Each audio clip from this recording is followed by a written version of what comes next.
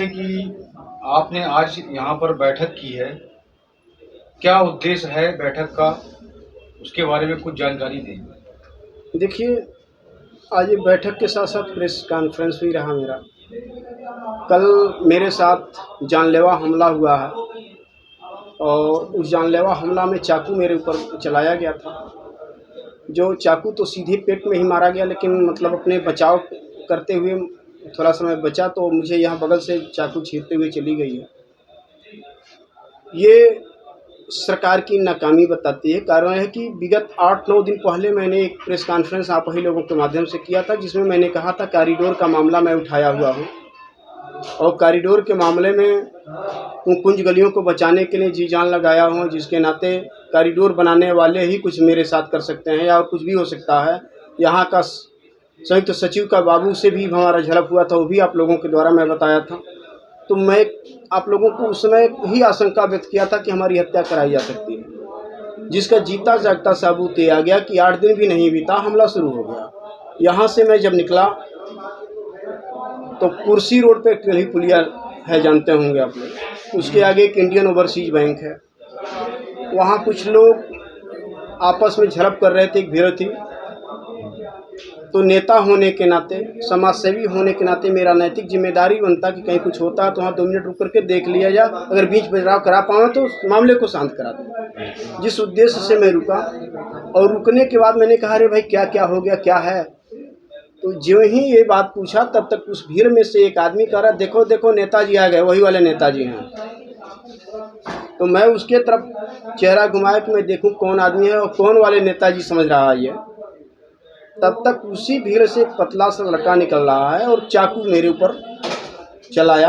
अपने आप को बचाते हुए मैं किनारे हुआ, फिर भी चाकू का धार लग गया। अब वहाँ भीड़ उग्र थी। 112 नंबर बुलाया गया, जिसमें सुरेश बहादुर सिंह उसमें दीवान थे। 112 नंबर में हुआ है। वो बोले कि ठीक है, हम इस मामले को निपटाते हैं। तो भीड़ ने कहा कि नहीं, हमें गिरफ्तारी चाहिए, हमारा FIR दर्ज होना चाहिए। फिर चौकी इंचार्ज राम गोपाल को बुलाया गया।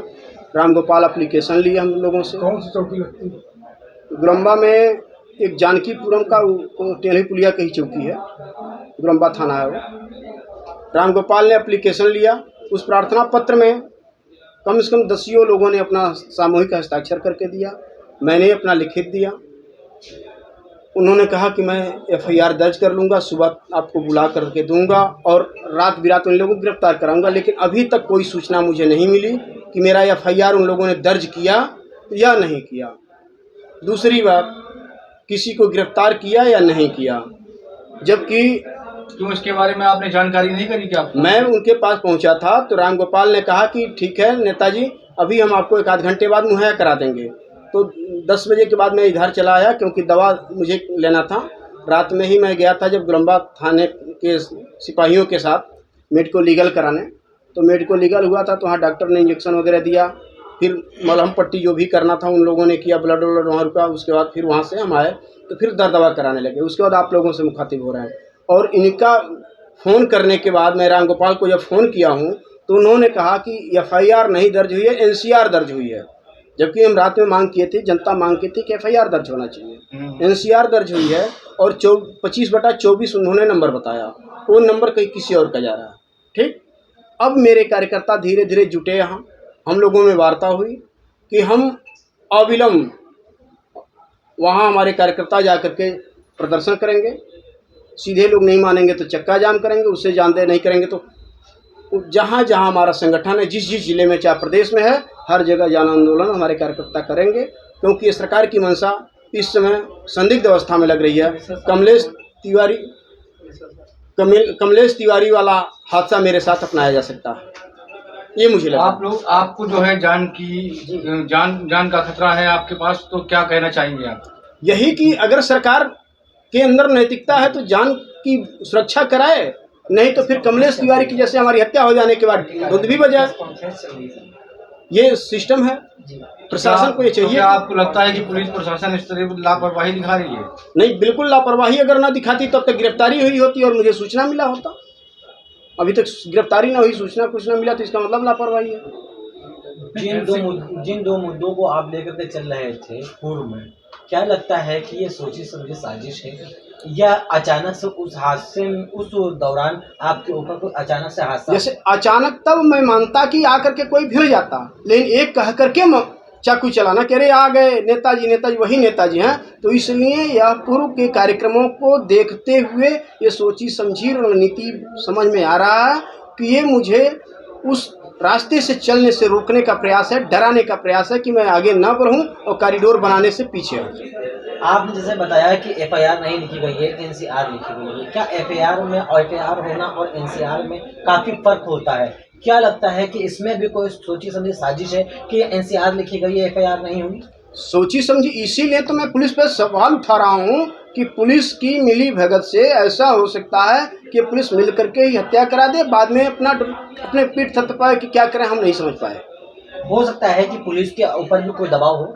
नहीं, ये तो बिल्कुल दबाव, सत्ताधारी का ही दबाव हर जगह हो सकता है। क्योंकि मैं मीडिया के माध्यम से, यूट्यूब के माध्यम से और प्रिंट मीडिया के माध्यम से हमेशा मैं सत्ता के किसी गलत कार्यों का विरोध करते रहता हूँ। तो उसमें तमाम ऐसे अंधभक्त भी होंगे जिनको हमारे कार्य बुरे लगते होंगे। हो सकता है कि सत्ता पक्ष का ही कोई लड़का रहा हो जो मेरे ऊपर हमला किया हो। इस पर पुलिस को संज्ञान लेना चाहिए, पुलिस को कार्रवाई करनी चाहिए और तत्काल जो है सरकार से लेकर प्रशासन तक हमें सुरक्षा मुहैया कराने की व्यवस्था करानी चाहिए, नहीं तो मेरे साथ कुछ भी हो सकता है। क्या आप अपनी इस लड़ाई को लेकर के जो भी मांगे हैं, अगर वो मांगे नहीं पूरी हो रही हैं, अगर आपकी कार्रवाई को आगे पुलिस संज्ञान में नहीं लेती है, क्या इसको लेकर कोई धरना प्रदर्शन भी करेंगे या उसके साथ में आप अपनी सिक्योरिटी भी मांगेंगे? नहीं, देखिए, धरना प्रदर्शन तो हमारे कार्यकर्ता तैयारी कर लिए हैं, पूरा तैयारी हो चुका है और बहुत जल्द हर जिले में ज्ञापन जाएगा डीएम को कि अगर ऐसा कुछ नहीं हुआ तो उसके बाद फिर हम लोग सड़क जाम करना शुरू करेंगे। और सुरक्षा देने उनकी नैतिक जिम्मेदारी है।